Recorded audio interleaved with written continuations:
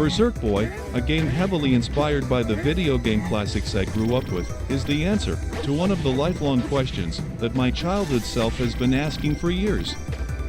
And although it's a good question, but no, it's not about why Mega Man is blue, or why Sonic is running around naked all the time.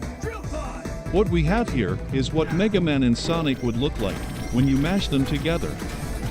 You have Sonic's wild spiky hair with Mega Man's blue and purplish color palette. But all jokes aside, let's just get into it, shall we?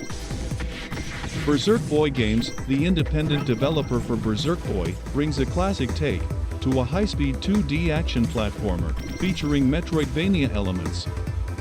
Packed with a playful and vibrant stylized pixel art, zoom around, transform and go berserk as you save the planet from the clutches of a certain evil doctor.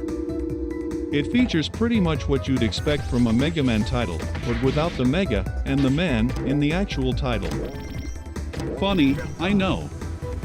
So, before I end up dropping more cringy lines, let me just get you up to speed with what we're dealing with here. In the distant future, a mad scientist and his army of darkness seeks to enslave the people of Earth. And the only hope we have left rests with the resistance, but are they actually enough? Well, apparently not, but I'm sure glad we're here. Kay, the rookie hero who just happened to be magically transformed by a mysterious orb of energy, suddenly went berserk. But in a good way.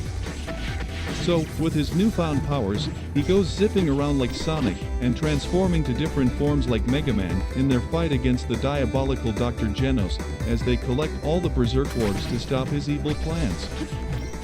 Berserk Boy brings the retro gaming age to the modern world. I know we've had a lot games similarly inspired by Mega Man among a few others, but for me, this is one of those that gets you thinking. It's a 2D classic platformer on paper, but brings in a modern twist with a lot of verticality and freedom.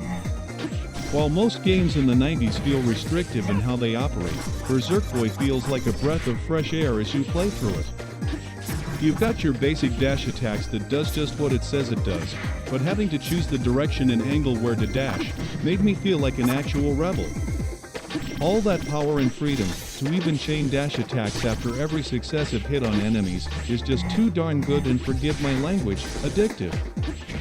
Then, you have your aerial combos, ground pound moves and all sorts of things that you progressively unlock as you advance the story or purchase in your base of operations.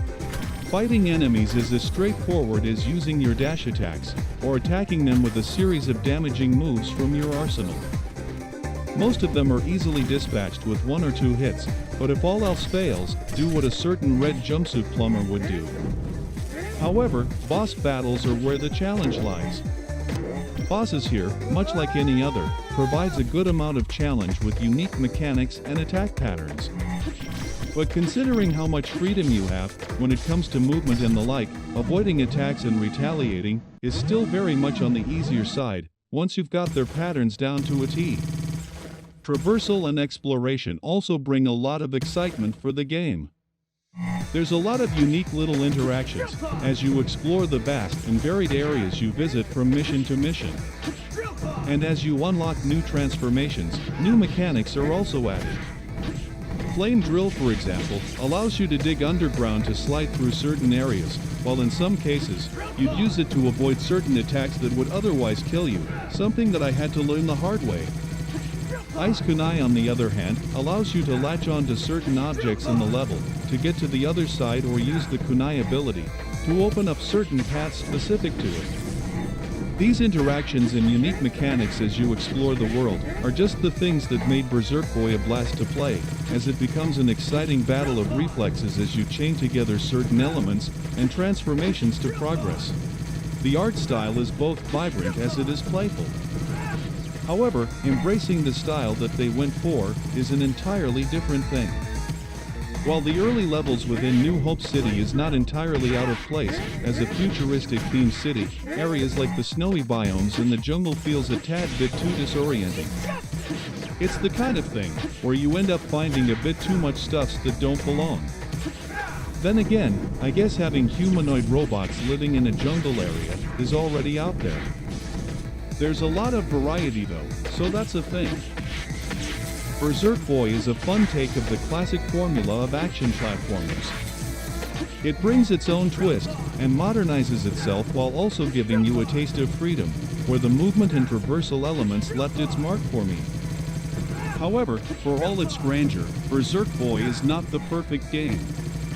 Its themes and environment sometimes can be off-putting, but if you're willing to look the other way, then you have yourself hours of fun, whether you're just here for the fun or the extra challenges later down the line. And for everything else gaming, choose Envision. A community built by gamers.